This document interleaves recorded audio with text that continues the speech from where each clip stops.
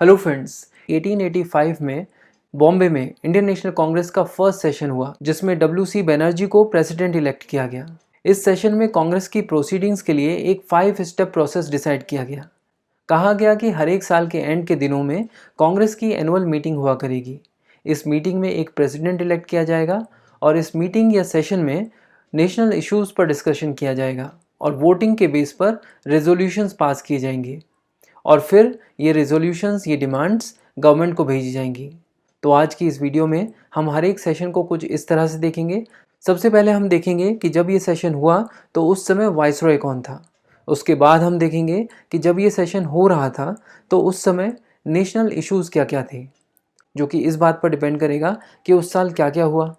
और फिर हम देखेंगे कि उसके बेस पर कांग्रेस में क्या क्या डिसीजंस लिए गए, कौन कौन से रेजोल्यूशंस पास किए गए। तो चलिए स्टार्ट करते हैं। फर्स्ट कांग्रेस सेशन यानी कांग्रेस सेशन 1885 के दौरान वाइसरॉय लॉर्ड डफरिन थे और उसी साल ब्रिटिश गवर्नमेंट ने अपर बर्मा को एनेक्स कर लिया था। तो कांग्रेस ने सबसे पहले तो बर्मा के एनेक्सेशन को क्रिटिसाइज़ किया और रेजोल्यूशन पास किया कि ब्रिटिश गवर्नमेंट को अपना मिलिट्री एक्सपेंडिचर कम करना चाहिए। इसके अलावा कांग्रेस सेशन 1885 में ये मुद्दा भी उठा कि इंडियन सिविल सर्विसेज की अपर एलिजिबिलिटी एज को 19 करके ब्रिटिश गवर्नमेंट इंडियंस को ब्रिटिश एडमिनिस्ट्रेशन में आने से रोक रही है। तो इंडियन नेशनल कांग्रेस ने सिविल सर्विसेज में रिफॉर्म्स की मांग की और कहा कि एक royal commission of inquiry appoint किया जाना चाहिए इंडियन एडमिनिस्ट्रेशन की वर्किंग को एग्जामिन करने के लिए। कांग्रेस के इस सेशन में 72 डेलीगेट्स थे और इनमें सिर्फ 2 मुस्लिम्स थे। इसके नेक्स्ट ईयर 1886 में कांग्रेस का सेशन कलकत्ता में हुआ और इसमें दादा भाई नेहरू को प्रेसिडेंट चूज किया गया। कांग्रेस के फर्स्ट सेशन में सिविल सर्विसेज के लिए कमेटी की मांग की गई थी। तो हम देख सकते हैं कि 1886 में बाय द टाइम कांग्रेस का सेकंड सेशन हुआ, गवर्नमेंट ने आइचिंसन कमेटी ऑलरेडी अपॉइंट कर दी थी सिविल सर्विसेज में रिफॉर्म्स को एग्जामिन करने के लिए। इस सेशन में कांग्रेस ने यह तय किया कि वो अपनी एक्टिविटीज़ पॉलिटिकल मैटर्स तक ही सीमित रखेगी, सोशल रिफॉर्म्स और बाकी सारी चीज़ों में कांग्रेस नहीं पड़ेगी। इसके अलावा ये भी तय किया गया कि पूरे देश में प्रोविंशियल कांग्रेस कमेटीज़ बनाई जाएंगी ताकि कांग्रेस के ढांचे को मजबूत किया जा सके और हर एक प्रोविंस में उसके लीडर्स काम करेंगे और वहाँ के इश्यूज़ को समझेंगे। बट उधर सर सैयद अहमद खान कांग्रेस को क्रिटिसाइज़ कर रहे थे और कह रहे थे कि कांग्रेस मात्र एक हिंदू पार्टी है और हिंदूज़ के लिए ही है। और इसके पीछे का ये तर्क दिया जा सकता है कि कांग्रेस के अभी तक के दोनों सेशंस में मुस्लिम पार्टिसिपेशन काफ़ी कम था। पहले सेशंस में सिर्फ 2 मुस्लिम्स थे और सेकंड सेशन में टोटल 434 मेंबर्स होने के बावजूद सिर्फ 33 मुस्लिम्स थे। इसके चलते कांग्रेस के तीसरे सेशन में, जो कि 1887 में हुआ, बदरुद्दीन तैयबजी को प्रेसिडेंट इलेक्ट किया गया।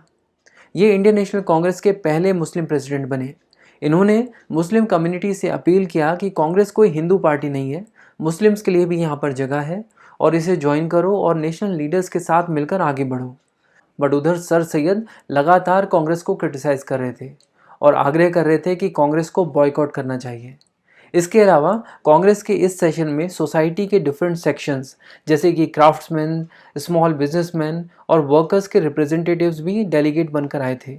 ये सब लोग इंग्लिश तो नहीं जानते थे, इसीलिए कांग्रेस का ये पहला सेशन था जहाँ पर वर्नाकुलर लैंग्वेजेस यानी लोकल लैंग्वेजेस का प्रयोग किया गया। सेशन मद्रास में हुआ था, इसीलिए कुछ पैम्पलेट्स तो तमिल भाषा में भी बांटे गए। इससे पहले के दोनों सेशंस इंग्लिश में ही हुए थे, तो ये एक बड़ा बदलाव था। इसके बाद 1888 में कांग्रेस सेशन इलाहाबाद में हुआ। जॉर्ज यूल को प्रेसिडेंट चुना गया। ये फर्स्ट नॉन इंडियन थे जो कांग्रेस प्रेसिडेंट चुने गए। एक्चुअली ये स्कॉटलैंड के एक बहुत ही इन्फ्लुएंशियल पॉलिटिकल फिगर थे और इनकी इंडिया और इंडियंस की तरफ काफ़ी सिंपैथेटिक एटीट्यूड रहा। जब ये सेशन हुआ तो 10-15 दिन पहले ही इंडिया में नए वाइसरॉय आ चुके थे जिनका नाम था लॉर्ड लैंसडाउन।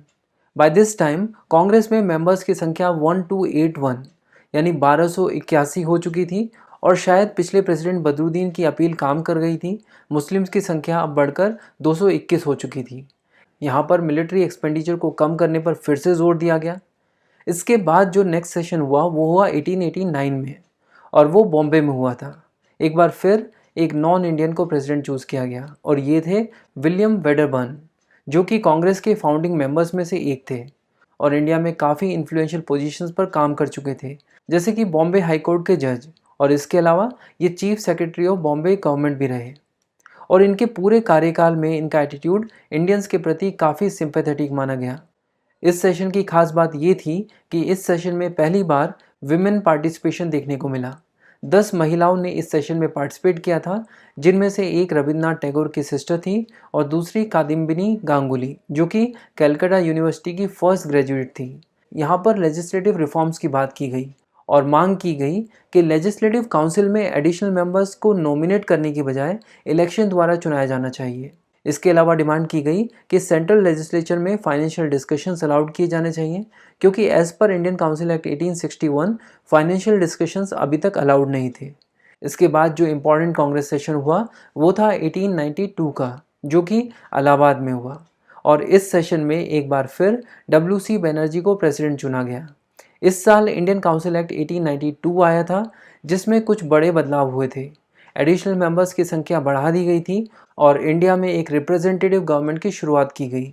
मतलब अब पहले की तरह सारे मेंबर्स वाइसरॉय के नॉमिनेशन से नहीं आ रहे थे।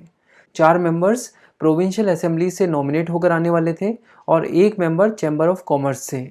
बट कांग्रेस को ये बात पसंद नहीं आ रही थी। उन्होंने इस इंडियन काउंसिल एक्ट 1892 को क्रिटिसाइज़ किया, क्योंकि इस एक्ट में कुछ सुधार तो हुए थे बट वो काफ़ी नहीं थे। कांग्रेस की डिमांड थी कि मेंबर्स इलेक्ट होकर आने चाहिए और ये डिमांड उनकी मानी नहीं गई। इसके बाद नेक्स्ट सेशन लाहौर में हुआ। यहाँ दादा भाई नेहरू जी प्रेसिडेंट बने। इस सेशन में फिर से एक बार दोबारा डिमांड की गई कि इंडियन सिविल सर्विसेज का एग्ज़ाम इंग्लैंड के साथ साथ इंडिया में भी होना चाहिए और साथ ही साथ मिलिट्री एक्सपेंडिचर को कम करना चाहिए। इसके बाद नेक्स्ट इम्पॉर्टेंट सेशन 1896 में कलकत्ता में हुआ। यहाँ पर रहीमतुल्ला एम सयानी प्रेसिडेंट इलेक्ट हुए। इस समय वाइसरॉय लॉर्ड एल्गिन थे, जो कि 1894 से 1899 तक वाइसरॉय रहे। 1896 में इंडियन फेमाइन आ गया था। इंडिया के बहुत सारे हिस्सों में भूखमरी फैली हुई थी।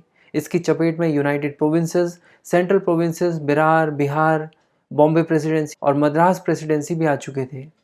कांग्रेस ने इस फेमाइन के लिए ब्रिटिशर्स को जिम्मेदार ठहराया। इसके अलावा कांग्रेस के इसी सेशन में रविन्द्रनाथ टैगोर ने पहली बार वंदे मातरम गाया। इसके बाद नेक्स्ट इम्पॉर्टेंट सेशन था 1899 का लखनऊ सेशन। यहाँ पर RC दत्त प्रेसिडेंट थे। इसी साल के शुरुआत में नए वाइसरॉय लॉर्ड कर्जन इंडिया में आ चुके थे।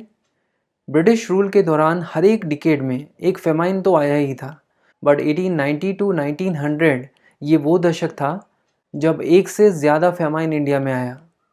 लॉर्ड कर्जन 1899 में भारत आए और उसी साल सूखा पड़ गया। रीज़न था फेलियर ऑफ समर मानसून, जिसकी वजह से सेंट्रल वेस्टर्न और सेंट्रल इंडिया पूरी तरह से अफेक्टेड था। कांग्रेस के इस सेशन में permanent fixation of land revenue की मांग की गई। इसके अलावा कांग्रेस की डिमांड थी कि भारत से होने वाली ड्रेन ऑफ वेल्थ को स्टॉप किया जाए। इसके बाद नेक्स्ट मेजर सेशन था 1901 का कलकत्ता सेशन, जिसके प्रेसिडेंट दिनशो वाचा थे। एक्चुअली उन दिनों गांधी जी कुछ समय के लिए इंडिया आए हुए थे और उन्होंने भी कांग्रेस सेशन 1901 अटेंड किया था। कांग्रेस प्लेटफॉर्म पर उनकी ये पहली अपीयरेंस थी। गांधी जी ने कांग्रेस के इस सेशन में रिक्वेस्ट किया कि वो साउथ अफ्रीका में हो रहे रेशियल डिस्क्रिमिनेशन के अगेंस्ट सपोर्ट करें। उन्होंने इससे रिलेटेड रेजोल्यूशन भी मूव किया। इसके अलावा इसी साल दादा भाई नेहरू जी ने अपनी book poverty and un British rule in India को भी पब्लिश कर दिया था इन 1901। इसके बाद 1904 में हेनरी कॉटन के नेतृत्व में बॉम्बे सेशन हुआ। मोहम्मद अली जिन्ना ने पहली बार इसी कांग्रेस सेशन में पार्टिसिपेट किया था। इसके अलावा बाय फरवरी 1904 लॉर्ड कर्जन ने बंगाल पार्टीशन का प्लान शेयर करना शुरू कर दिया था। बंगाल पार्टीशन वैसे तो 1905 में हुआ, बट 1904 की शुरुआत से ही कर्जन इसके बारे में बात कर रहे थे और इंडियन लीडर्स को इसकी जानकारी थी। कांग्रेस ने बंगाल पार्टीशन के इस प्रपोजल को कंडेम किया अपने इस सेशन में। इसके बाद जो नेक्स्ट सेशन हुआ वो बनारस में हुआ। कांग्रेस सेशन 1905 में गोपाल कृष्ण गोखले प्रेसिडेंट थे। कांग्रेस ने पिछले सेशन में बंगाल पार्टीशन के प्रपोजल को कंडेम किया था। इसके बावजूद लॉर्ड कर्जन ने बंगाल का विभाजन कर दिया और लॉर्ड कर्जन नवंबर में ही इंडिया से चले गए और नए वाइसरॉय लॉर्ड मिंटो नवंबर 1905 में इंडिया आ गए। कांग्रेस ने बंगाल पार्टीशन के अगेंस्ट अपना रिसेंटमेंट एक्सप्रेस किया और गवर्नमेंट के अगेंस्ट स्वदेशी मूवमेंट की शुरुआत की। ऐसे माहौल में इंग्लैंड के प्रिंस जॉर्ज V अपनी वाइफ के साथ इंडिया आ गए। कांग्रेस में एक्सट्रीमिस्ट चाहते थे कि प्रिंस ऑफ वेल्स की इस विजिट को बॉयकॉट किया जाए, बट मॉडरेट्स इस बात से सहमत नहीं थे। तो हमने 1885 से 1905 तक के तो सभी इंपॉर्टेंट कांग्रेस सेशन को कवर कर लिया है। चलिए अब आगे के सेशंस को देखते हैं। 1906 कलकत्ता सेशन में दादा भाई नेहरू को प्रेसिडेंट चुना गया। अब क्योंकि 1905 में लॉर्ड कर्जन ने बंगाल को डिवाइड कर दिया था, तो कांग्रेस ने 1906 सेशन में बंगाल पार्टीशन के रिस्पॉन्स में स्वदेशी एंड बॉयकॉट मूवमेंट की शुरुआत की। इस मूवमेंट में लोगों को स्वदेशी चीज़ों को प्रमोट करना था और विदेशी चीज़ों को बॉयकॉट। इसके अलावा इस सेशन में कांग्रेस ने पहली बार सेल्फ गवर्नमेंट की मांग की, स्वराज रेजोल्यूशन पास किया।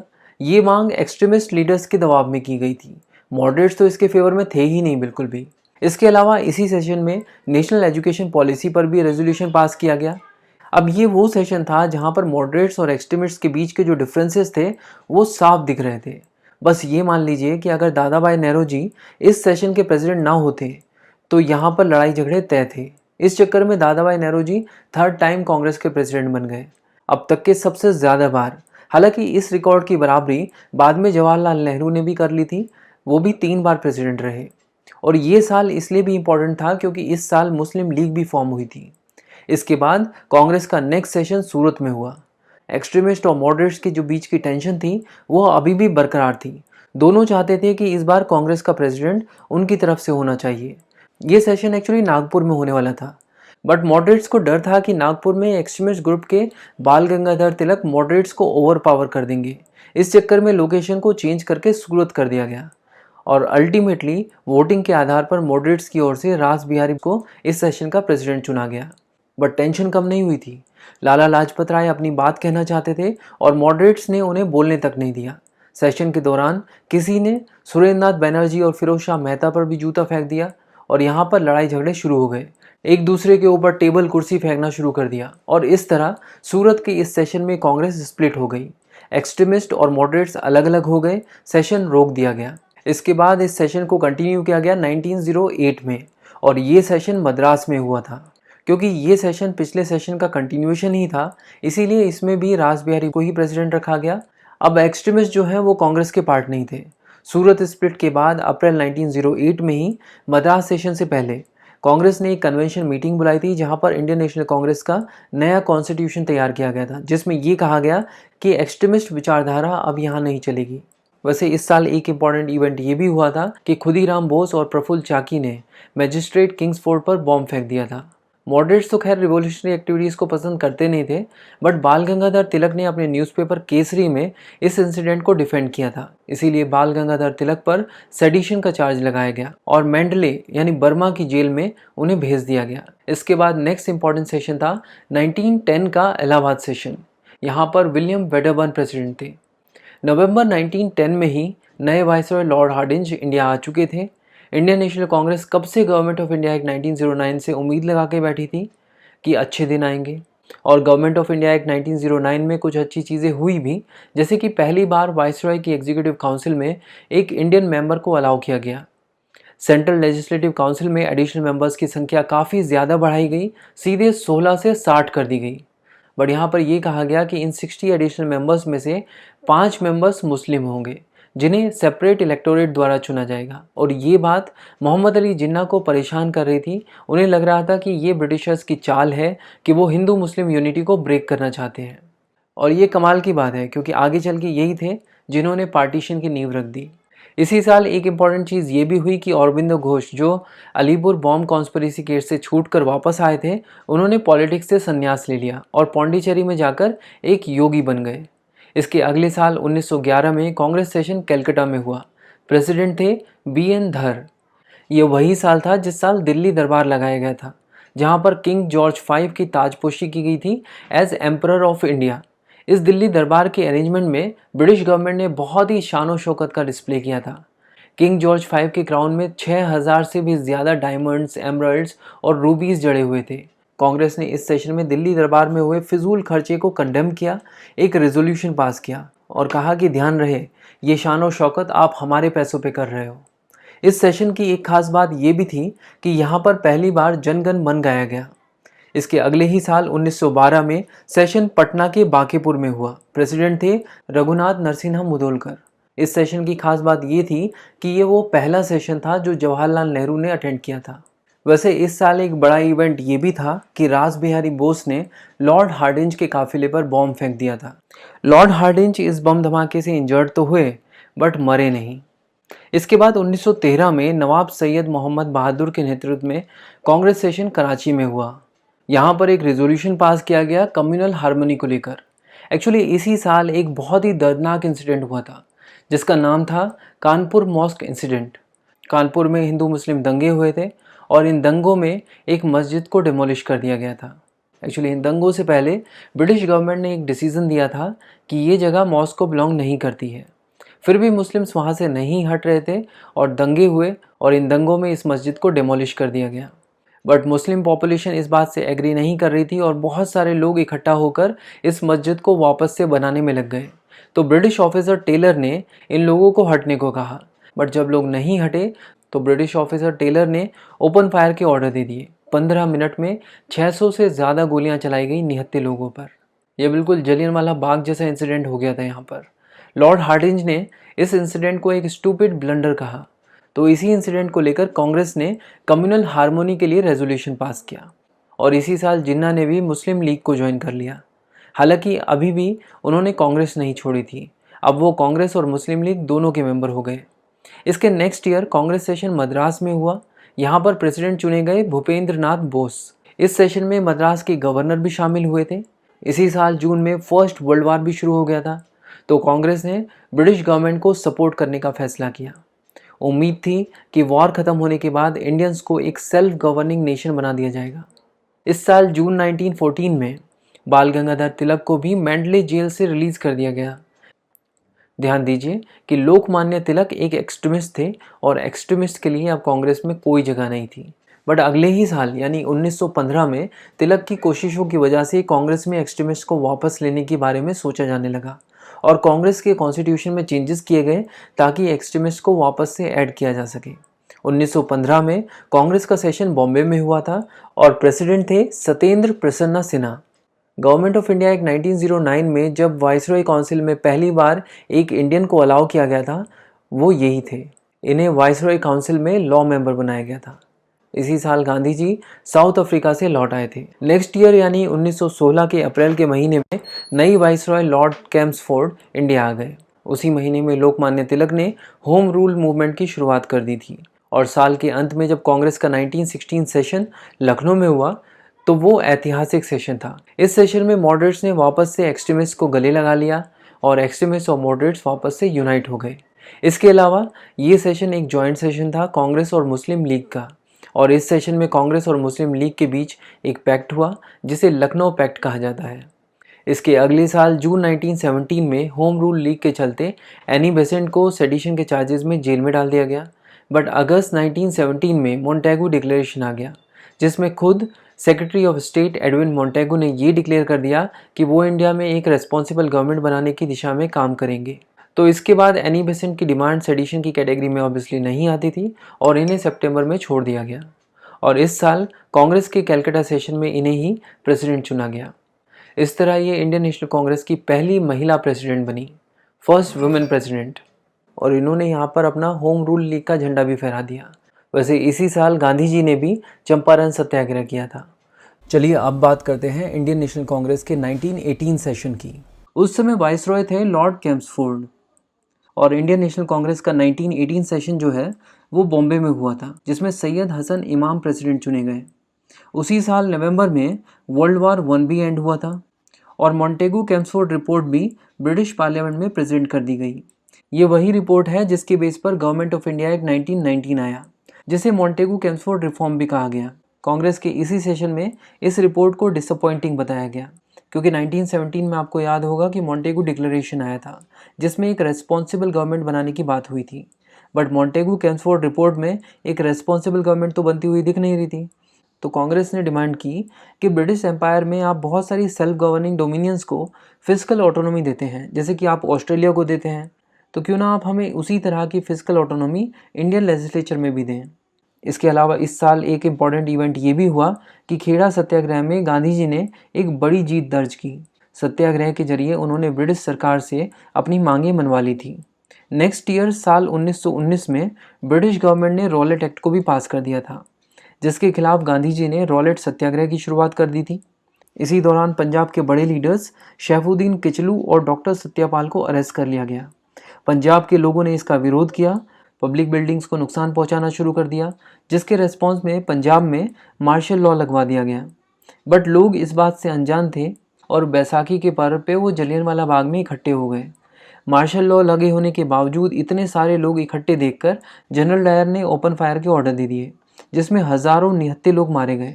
अब इतनी बड़ी घटना हुई थी तो इंडियन नेशनल कांग्रेस को अपना जो नेक्स्ट सेशन था वो यहीं पे करना था। तो इंडियन नेशनल कांग्रेस का 1919 का सेशन जो है वो अमृतसर में हुआ। यहाँ पर जलियांवाला बाग मैसेकर को स्ट्रांगली कंडेम किया गया। इस सेशन के प्रेसिडेंट थे मोतीलाल नेहरू। लेकिन बात यह है कि इतनी बड़ी ट्रेजेडी होने के बावजूद कांग्रेस ने सिर्फ इसे कंडेम किया, क्योंकि ब्रिटिश गवर्नमेंट ने जलियांवाला बाग ट्रेजेडी की इंक्वायरी के लिए हंटर कमीशन को अपॉइंट किया था। और कांग्रेस ने सोचा होगा कि पहले हंटर कमीशन की रिपोर्ट देख लेते हैं कि गवर्नमेंट क्या करती है, उसके बाद ही कुछ सोचेंगे।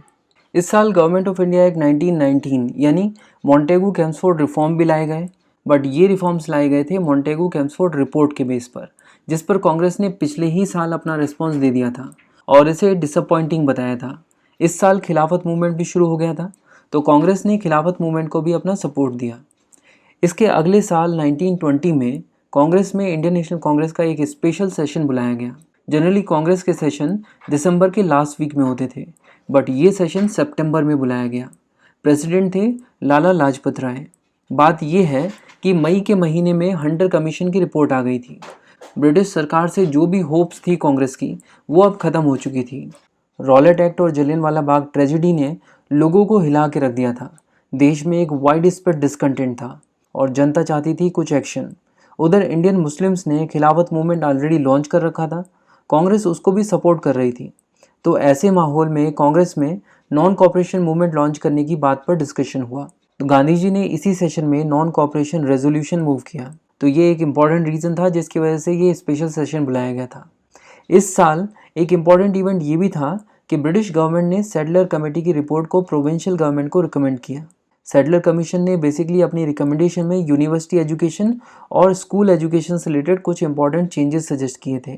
तो ये तो था स्पेशल सेशन जो सितंबर में ऑर्गेनाइज किया, बट इसके बाद दिसंबर में तो सेशन होता ही था। तो वो सेशन हुआ नागपुर में। यहाँ पर सी विजय राघव चरियर के नेतृत्व में नॉन कॉपरेशन मूवमेंट को रेटिफाई कर दिया गया। इस साल 1 अगस्त 1920 को बाल गंगाधर तिलक जी की मृत्यु हो गई। उनकी याद में कांग्रेस ने इसी सेशन में तिलक स्वराज फंड एस्टेब्लिश किया। लोगों से अपील की गई कि फ्रीडम स्ट्रगल के लिए तिलक स्वराज फंड में अपना योगदान दें, डोनेशन दें। टारगेट रखा गया कि 6-7 महीने में हमें 1 करोड़ रुपए इकट्ठा करना है। लोगों ने इतनी बड़ी मात्रा में डोनेशन दी कि जल्दी ही एक्सपेक्टेशन से ज़्यादा पैसा इकट्ठा हो गया और वो भी कम समय में। इस सेशन में ये भी तय किया गया कि कांग्रेस की वर्किंग कमेटी को रिकॉन्स्टिट्यूट किया जाएगा लिंग्विस्टिक बेसिस पर, यानी भाषा के आधार पर। और इसी साल मोहम्मद अली जिन्ना ने भी कांग्रेस को छोड़ दिया। इसके अगले साल 1921 में इंडियन नेशनल कांग्रेस के सेशन से पहले ही नए वाइसरॉय लॉर्ड रेडिंग इंडिया आ चुके थे। ये सेशन अहमदाबाद में होना था और प्रेसिडेंट होने वाले थे CR Das, but non cooperation movement के चलते इन्हें अरेस्ट कर लिया गया और ऐसे में हकीम अजमल खान को प्रेसिडेंट चुना गया। इसी सेशन में गांधी जी को sole executive authority of Congress appoint किया गया और ऑल इंडिया कांग्रेस कमेटी यानी AICC की फुल पावर्स दे दी गई।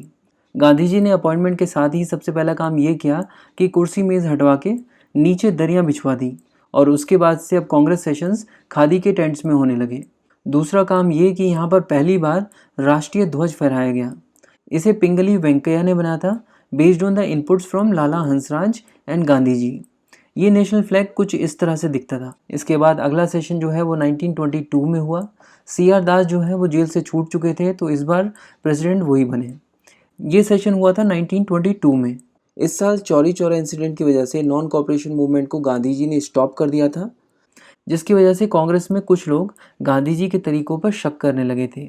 गांधी जी और उनके फॉलोअर्स हमेशा से सेंट्रल लेजिस्लेटिव काउंसिल और प्रोविंशियल लेजिस्लेटिव काउंसिल्स में एंट्री को रिजेक्ट कर रहे थे। मतलब कांग्रेस का ये मानना था इससे पहले तक कि हम लोग कभी भी लेजिस्लेटिव काउंसिल्स और प्रोविंशियल लेजिस्लेटिव काउंसिल्स में एंटर नहीं करेंगे। बट अब गांधी जी के नॉन कॉपरेशन मूवमेंट को स्टॉप कर देने के बाद कांग्रेस के अंदर ये आवाज़ें उठने लग गई थी कि हमें सेंट्रल लेजिस्लेटिव काउंसिल और प्रोविंशियल लेजिस्लेटिव काउंसिल में जाकर ब्रिटिश पॉलिसीज़ को इन्फ्लुएंस करना चाहिए देश के हित में। खुद CR दास जो कि इस समय प्रेसिडेंट थे, इस बात को फेवर कर रहे थे। बट जब इस पर आम सहमति नहीं बन पाई तो CR दास और दूसरे लीडर्स ने मिलकर अपनी एक नई पार्टी बना ली। उस पार्टी का नाम था स्वराज पार्टी। इसके अलावा एक धड़ा और था जो गांधी जी के विचारों से नाराज़ था और उनके नॉन कॉपरेशन मूवमेंट को बीच में ही रोक देने से भी नाराज़ था। उस धड़े को लीड कर रहे थे राम प्रसाद बिस्मिल। इनकी लीडरशिप में कुछ और लोग भी कांग्रेस से अलग हो गए, कांग्रेस को इन्होंने छोड़ दिया। और ये सब हो रहा था गांधी जी की गैर हाजिरी में। गांधी जी तो इस सेशन में मौजूद ही नहीं थे क्योंकि यंग इंडिया में कुछ आर्टिकल लिखने की वजह से ब्रिटिश गवर्नमेंट ने उन्हें अरेस्ट कर लिया था। इस साल रॉलेट एक्ट को भी रिपील कर दिया गया और इंडिया में पहली बार Indian civil service exam conduct किया गया, जो कि कांग्रेस की बहुत समय से डिमांड थी। अब इसके अगले साल 1923 में सेशन जो है वो दिल्ली में हुआ। प्रेसिडेंट थे अबुल कलाम आज़ाद। ये 35 ईयर्स की उम्र में ही प्रेसिडेंट बन गए and he was the youngest president of Indian National Congress. Gandhi ji तो अभी भी जेल में ही थे, बट साल 1924 में गांधी जी जो हैं वो जेल से छूट के आ गए और अब 1924 कांग्रेस सेशन का प्रेसिडेंट उन्हें ही चुना गया। ये सेशन बेलगाम में हुआ था। इनफैक्ट इसी सेशन से कुछ महीनों पहले सितंबर में उन्होंने 21 दिन का फास्ट भी रखा था हिंदू मुस्लिम यूनिटी के लिए, क्योंकि देश में कई जगहों पर कम्युनल वायलेंस देखने को मिल रहा था। और ये इकलौता सेशन था जब गांधी जी प्रेसिडेंट बने। इस सेशन में गांधी जी ने स्वराजिस्ट को वापस से कांग्रेस में मिला लिया। कांग्रेस और स्वराजिस्ट के बीच में जो मतभेद थे वो अब ख़त्म हो चुके थे और अब ये मान लिया गया था कि स्वराजिस्ट जो कि लेजिस्लेटिव काउंसिल्स में हैं वो बेसिकली कांग्रेस को रिप्रेजेंट कर रहे हैं, उन्हीं के बिहाव पर काम कर रहे हैं। अब हमने ये भी बात की थी कि गया सेशन में राम प्रसाद बिस्मिल और उनके कुछ साथियों ने भी कांग्रेस को छोड़ दिया था। उन्होंने अब इसी साल कानपुर में HRA यानी हिंदुस्तान रिपब्लिकन एसोसिएशन फॉर्म की। भगत सिंह ने भी आगे चल के इसी ऑर्गेनाइजेशन को ज्वाइन किया था। इसके अगले साल 1925 में सेशन कानपुर में हुआ। इसी सेशन में सरोजनी नायडू को प्रेसिडेंट चुना गया। She was the first Indian female to become the president of Indian National Congress. इसी साल काकोरी ट्रेन डेकोइटी भी हुई जिसे HRA यानी हिंदुस्तान रिपब्लिकन एसोसिएशन ने अंजाम दिया था और इसके रेस्पॉन्स में काकोरी कॉन्स्पिरेसी केस चला जिसमें राम प्रसाद बिस्मिल, रोशन लाल और अशफाकुल्ला खान को फांसी पर चढ़ा दिया गया। इसी साल RSS राष्ट्रीय स्वयं सेवक संघ भी फॉर्म हुआ। चलिए अब बात करते हैं इंडियन नेशनल कांग्रेस के 1926 सेशन की, जो कि गुवाहाटी में हुआ। उसी साल अप्रैल में नए वाइसरॉय लॉर्ड इरविन भारत में आ गए। इस साल पब्लिक सर्विस कमीशन को इस्टेब्लिश किया गया था जिसका काम था इंडिया में सिविल सर्वेंट्स को भर्ती करना। 1926 गुवाहाटी सेशन की दो खास बातें हैं। पहली बात ये कि ये पहला सेशन था जो कि इंडिया के नॉर्थ ईस्ट रीजन में हो रहा था और दूसरी खास बात ये कि यहाँ पर पहली बार पूरा का पूरा पंडाल, लोगों के रहने का अरेंजमेंट सब कुछ खादी के टेंट्स में किया गया था। एक्चुअली पिछली वीडियोस में भी हमने डिस्कस किया था कि गांधी जी जब से कांग्रेस ज्वाइन किए थे तब से खादी के ऊपर बहुत ज़्यादा स्ट्रेस दिया जा रहा था। इनफैक्ट 1921 में भी पहली बार टेंट्स खादी में ही लगाए गए थे। बट 1926 सेशन की खास बात यह है कि यहाँ पर तो पूरा का पूरा अरेंजमेंट ही खादी में कर दिया गया था। इनफैक्ट कहा गया कि डेलीगेट्स को भी खादी के कपड़े ही पहनकर आना होगा। इसके बाद नेक्स्ट सेशन हुआ 1927 में, जो कि मद्रास में हुआ। इस साल ब्रिटिश गवर्नमेंट ने साइमन कमीशन को अपॉइंट किया था जिसमें एक भी भारतीय सदस्य नहीं था। इसीलिए कांग्रेस ने साइमन कमीशन को बॉयकॉट करने के लिए रेजोल्यूशन पास किया।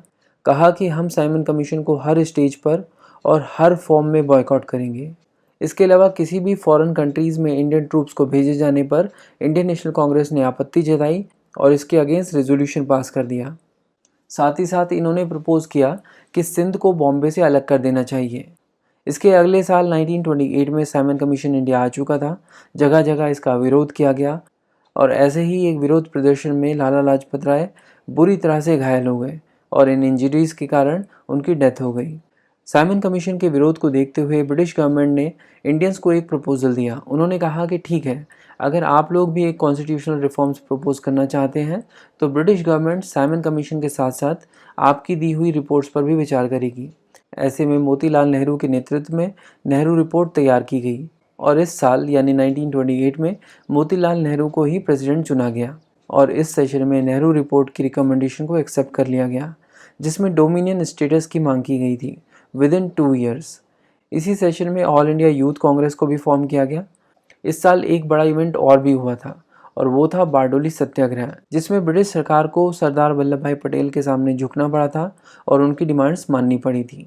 नेक्स्ट ईयर यानी 1929 में सेशन लाहौर में हुआ। यहाँ पर प्रेसिडेंट थे जवाहरलाल नेहरू। ये वो पहला सेशन था जहाँ पर किसी व्यक्ति को बिना इलेक्शन के कांग्रेस प्रेसिडेंट चुन लिया गया था। कहा जाता है कि मोतीलाल नेहरू के इन्फ्लुएंस में जवाहरलाल नेहरू को यहाँ पर प्रेसिडेंट चुना गया था। इस साल ब्रिटिश गवर्नमेंट ने एजुकेशन से रिलेटेड जो कमेटी अपॉइंट की थी, हार्टो कमेटी, उसने अपनी रिपोर्ट सबमिट कर दी थी। इसके अलावा जिन्ना ने अपने 14 पॉइंट्स ब्रिटिश गवर्नमेंट को भेज दिए थे। बट इन सब चीज़ों से ज़्यादा इंपॉर्टेंट अगर इस सेशन में कुछ हुआ तो वो ये था कि यहाँ पर पूर्ण स्वराज रेजोल्यूशन पास किया गया था। अभी 1928 सेशन में ही हमने देखा कि कांग्रेस डोमिनियन स्टेटस की मांग कर रही थी और जस्ट एक साल में कांग्रेस ने अपनी मांग डोमिनियन स्टेटस से बदलकर पूर्ण स्वराज यानी कंप्लीट इंडिपेंडेंस कर दी। तो ये इस सेशन की सबसे खास बात है। और यहाँ पर कहा गया कि अब से हर साल 26 जनवरी को हम इंडिपेंडेंस डे की तरह सेलिब्रेट करेंगे और अगर ब्रिटिश गवर्नमेंट हमारी कंप्लीट इंडिपेंडेंस की डिमांड नहीं मानती है तो सिविल डिसोबीडियंस मूवमेंट शुरू किया जाएगा। इस साल एक इम्पॉर्टेंट इवेंट ये भी था कि यहाँ पर मदर टेरेसा भारत में आ चुकी थी। अगले साल यानी 1930 में कोई कांग्रेस सेशन नहीं हुआ था। रीज़न था कि कांग्रेस ने सिविल डिसोबीडियंस मूवमेंट शुरू कर दिया था और सारे के सारे लीडर्स जेल में थे। हमने सिविल डिसोबीडियंस मूवमेंट वाली वीडियो में देखा था कि डांडी पहुंचने के बाद मार्च धरासना तक भी की गई थी। इस साल फर्स्ट राउंड टेबल कॉन्फ्रेंस भी हुई थी बट कांग्रेस लीडर्स ने उसे बॉयकॉट कर दिया क्योंकि ये तो पॉसिबल नहीं था कि एक तरफ तो आप सिविल डिसोबीडियंस मूवमेंट कर रहे हो और दूसरी तरफ गवर्नमेंट के साथ नेगोशिएशंस। इस साल 2 और इम्पॉर्टेंट इवेंट्स हुए थे, इलाहाबाद एड्रेस और Chittagong armoury raid. Next year session हुआ कराची में। यहाँ पर प्रेसिडेंट इलेक्ट हुए वल्लभ भाई पटेल। सेशन से पहले ही गांधी जी जेल से छूट चुके थे और उस समय के वाइसरॉय लॉर्ड इरविन के साथ उनके नेगोशिएशन चल रहे थे। लॉर्ड इरविन चाहते थे कि सिविल डिसोबीडियंस मूवमेंट को बंद कर दिया जाए और इसके लिए वो गांधी जी के साथ नेगोशिएशंस कर रहे थे। अल्टीमेटली गांधी जी और लॉर्ड इरविन के बीच में पैक्ट साइन हुआ जिसे गांधी इरविन पैक्ट कहा जाता है। इस तरह सिविल डिसोबीडियंस मूवमेंट भी एंड हो गया। कांग्रेस ने इस सेशन में गांधी इरविन पैक्ट को एंडोर्स किया। इसे सिविल डिसोबीडियंस मूवमेंट की जीत के रूप में देखा गया और क्योंकि ये सेशन मार्च में हुआ तो गांधी जी को नॉमिनेट किया गया कि इस साल के अंत में जो सेकेंड राउंड टेबल कॉन्फ्रेंस होगी उसमें गांधी जी कांग्रेस को रिप्रेजेंट करेंगे। इसी साल भगत सिंह, राजगुरु और सुखदेव को ब्रिटिश गवर्नमेंट ने फांसी पर चढ़ा दिया। तो कांग्रेस के इस सेशन में कांग्रेस ने भगत सिंह, सुखदेव और राजगुरु की ब्रेवरी और सेक्रीफाइस की प्रशंसा करते हुए कहा कि हम किसी भी तरह के पॉलिटिकल वायलेंस को फेवर नहीं कर सकते। इसके अलावा इसी सेशन में कराची रेजोल्यूशन पास किया गया जहां पर fundamental rights, national economic progress, principle of adult franchise वगैरह पर कांग्रेस ने अपनी पॉलिसीज़ डिक्लेयर की। इस सेशन के अगले ही महीने अप्रैल 1931 में नए वाइसरॉय लॉर्ड विलिंगटन भारत आ गए। इसके बाद नेक्स्ट सेशन 1932 में दिल्ली में ऑर्गेनाइज किया गया। इसी साल के शुरुआत में गांधी जी सेकेंड राउंड टेबल कॉन्फ्रेंस से निराश होकर लौटे और आते ही उन्होंने सिविल डिसोबीडियंस मूवमेंट के सेकेंड फेज़ की शुरुआत कर दी। बट ब्रिटिश गवर्नमेंट इस बार पूरी तरह से तैयार थी। उसने कांग्रेस को एक इल्लीगल ऑर्गेनाइजेशन डिक्लेयर किया और गांधी जी को अरेस्ट करवा लिया। इस साल कांग्रेस सेशन के प्रेसिडेंट मदन मोहन मालवीय को चुना गया था। बट ध्यान दीजिए कि अब ब्रिटिश सरकार की नज़रों में कांग्रेस एक इल्लीगल ऑर्गेनाइजेशन है, तो मदन मोहन मालवीय को रास्ते में ही अरेस्ट कर लिया गया। इस सेशन में जो डेलीगेट्स पहुंचने वाले थे उन पर भी पुलिस ने अटैक कर दिया बट फिर भी जैसे तैसे 500 डेलीगेट्स इस सेशन में पहुंच गए। बट इन हालातों में सेशन कैंसिल करना पड़ा, ये सेशन नहीं हो पाया और क्योंकि कांग्रेस को एक इल्लीगल ऑर्गेनाइजेशन माना गया था इसीलिए उसे थर्ड राउंड टेबल कॉन्फ्रेंस में इनवाइट भी नहीं किया गया था। इसी साल 1932 में कुछ और इम्पॉर्टेंट इवेंट्स भी हुए। ब्रिटिश सरकार ने कम्युनल अवार्ड अनाउंस किया। गांधी जी इसके प्रोटेस्ट में अनशन पर बैठ गए और फिर भीमराव अंबेडकर और गांधी जी के बीच यरवाड़ा जेल में पूना पैक्ट साइन हुआ। इसके अगले साल 1933 में सेशन कलकत्ता में हुआ। यहाँ पर मदन मोहन मालवीय को प्रेसिडेंट होना था बट वो अभी भी जेल में थे तो नेली सेनगुप्ता को प्रेसिडेंट चुना गया। ये एक ब्रिटिश लेडी थी जिन्होंने जतेंद्र मोहन सेनगुप्ता से शादी कर ली थी। जतेंद्र मोहन सेनगुप्ता बेसिकली गांधी जी के राइट हैंड माने जाते थे और नॉन कॉपरेशन मूवमेंट में उनके साथ थे। नेली सेनगुप्ता भी अपने पति के साथ नॉन कॉपरेशन मूवमेंट में काफ़ी ज़्यादा इन्वॉल्व थी तो कांग्रेस में उन्हें भी काफ़ी ज़्यादा सम्मान के साथ देखा जा रहा था। इस साल एक इम्पॉर्टेंट इवेंट ये भी हुआ कि चौधरी रहमत अली ने पाकिस्तान डिक्लेरेशन नाम का एक फेमस पैम्पलेट निकाला था। वर्ड पाकिस्तान पहली बार इसी पैम्पलेट में इस्तेमाल किया गया। ये pamphlets third round table conference में भी सर्कुलेट किए गए थे। नेक्स्ट ईयर सेशन हुआ बॉम्बे में। प्रेसिडेंट थे राजेंद्र प्रसाद। इस साल अप्रैल के महीने में गांधी जी ने सिविल डिसोबीडियंस मूवमेंट को सस्पेंड कर दिया था। और इस सेशन की खास बात ये थी कि यहाँ पर कांग्रेस के कॉन्स्टिट्यूशन में कुछ बड़े बदलाव किए गए। इस बार तो कांग्रेस ने अपने कॉन्स्टिट्यूशन में ही लिखवा दिया कि अगर कांग्रेस का मेंबर बनना है तो खादी ज़रूर पहनना पड़ेगा। और साथ ही साथ यहाँ पर यह भी कहा गया कि कांग्रेस में जितने भी मेंबर्स होंगे उसको अगर 500 से डिवाइड करो तो जो वैल्यू आएगी सिर्फ उतने ही डेलीगेट सेशन में अलाउ किए जाएंगे।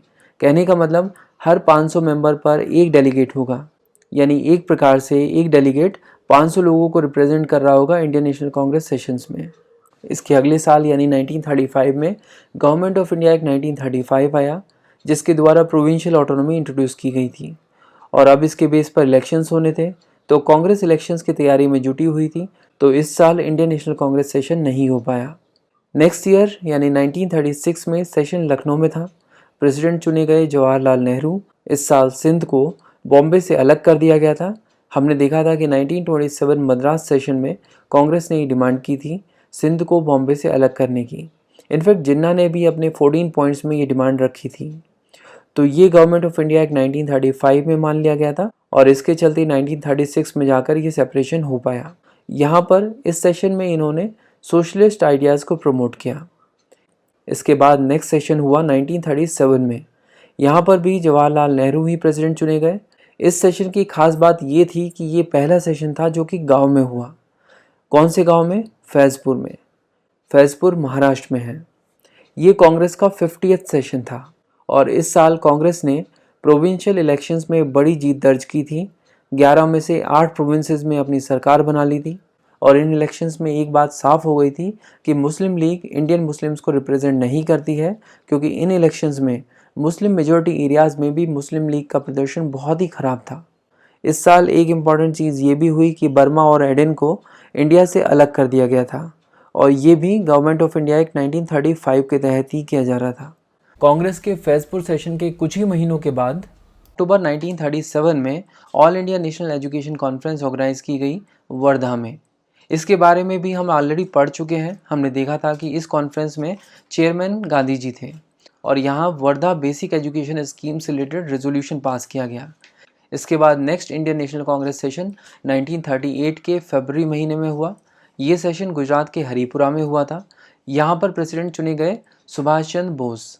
इस सेशन की खास बात यह है कि यहाँ पर नेशनल प्लानिंग कमेटी सेटअप की गई under the chairmanship of Jawaharlal Nehru. इस सेशन में हरिपुरा रेजोल्यूशन पास किया गया जिसमें पूर्ण स्वराज की मांग की गई और इस बार पूर्ण स्वराज की इस मांग में प्रिंसली स्टेट को भी शामिल किया गया था। इसके अलावा सुभाष चंद्र बोस ने प्रपोज किया कि भारत में रोमन स्क्रिप्ट को अडॉप्ट किया जाना चाहिए।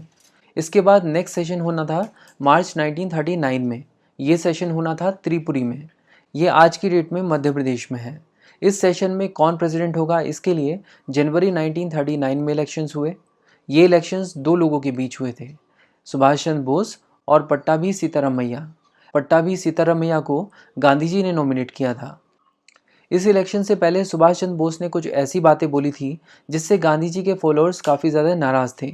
उन्होंने कहा था कि गांधी जी के फॉलोअर्स के इंटेलेक्ट काफ़ी ज़्यादा लो है। इसके अलावा गांधी जी और सुभाष चंद्र बोस की आइडियोलॉजी में कुछ ग्लेरिंग डिफरेंसेस भी देखने को मिले। गांधी जी की अप्रोच जो थी वो नॉन वायलेंस और सत्याग्रह की थी, जबकि सुभाष चंद्र बोस मास आर्म्ड स्ट्रगल के पक्ष में थे। और जब इस इलेक्शन में जीत सुभाष चंद्र बोस की हुई और 1939 कांग्रेस सेशन के प्रेसिडेंट सुभाष चंद्र बोस को ही चुन लिया गया, तो पट्टाभी सीतारामैया की हार को गांधी जी ने अपनी हार बताया। गांधी जी के ये कहने से कांग्रेस में हलचल मच गई। कांग्रेस गांधी जी के फॉलोअर्स से भरी पड़ी थी और गांधी जी के वक्तव्य के बाद उन्हें लगा कि सुभाष चंद्र बोस को प्रेसिडेंट नहीं चुना जाना चाहिए। बट इसके बाद एक और घटना घटी। फरवरी 1939 में कांग्रेस वर्किंग कमेटी की मीटिंग होनी थी, बट सुभाष चंद्र बोस की तबीयत खराब होने के कारण वो इस मीटिंग को पोस्टपोन करना चाहते थे। इस पर कांग्रेस के लोग और ज़्यादा भड़क गए। उनका कहना था कि सुभाष चंद्र बोस एक डिक्टेटर की तरह बिहेव कर रहे हैं। अगर उनकी तबीयत ठीक नहीं है तो भी कांग्रेस वर्किंग कमेटी को अपने हिसाब से चलते रहना चाहिए और उसको पोस्टपोन करने की कोई ज़रूरत नहीं है। क्या सुभाष चंद्र बोस ये चाहते हैं कि कांग्रेस वर्किंग कमेटी अपना काम ना करे, उनका काम रुक जाए? इस बात पर कांग्रेस वर्किंग कमेटी के 11 बड़े लोगों ने रिज़ाइन कर दिया। इन लोगों ने जिन्होंने रिज़ाइन किया था, इनमें सरदार वल्लभ भाई पटेल भी थे। बट इसके बाद जब मार्च 1939 में त्रिपुरी कांग्रेस सेशन हुआ, तो खराब तबीयत के बावजूद सुभाष चंद्र बोस इस सेशन में पहुंचे। बट यहाँ के हालात देखकर वो समझ गए कि वो प्रेसिडेंट तो बने रह सकते हैं, बट कांग्रेस तो वैसे ही चलेगी जैसे कि गांधी जी चाहेंगे। तो प्रेसिडेंट बनने का भी कोई फ़ायदा नहीं था, तो इसीलिए उन्होंने रिज़ाइन कर दिया और डॉक्टर राजेंद्र प्रसाद ने उन्हें रिप्लेस किया। इसके बाद नेक्स्ट कांग्रेस सेशन हुआ रामगढ़ में, जो कि आज की डेट में झारखंड में है। यहाँ पर प्रेसिडेंट थे अबुल कलाम आज़ाद।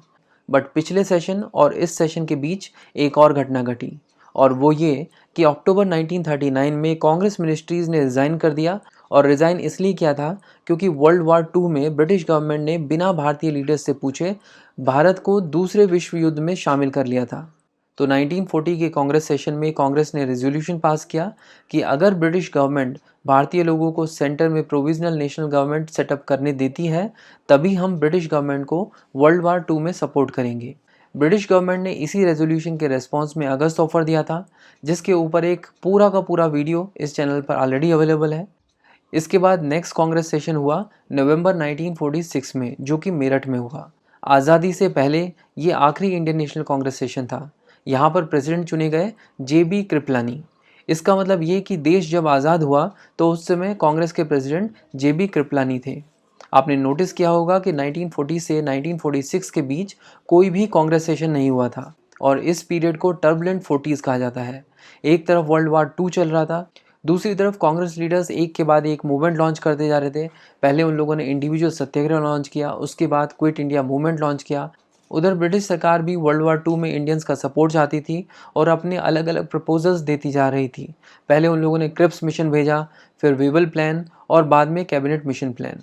इन सब टॉपिक्स को भी हम ऑलरेडी कवर कर चुके हैं। डिटेल में समझने के लिए आप बुक्सतावा की प्लेलिस्ट को फॉलो कर सकते हैं। लिंक आपको डिस्क्रिप्शन में मिल जाएगा। Thank you so much for watching and supporting बुक्सतावा।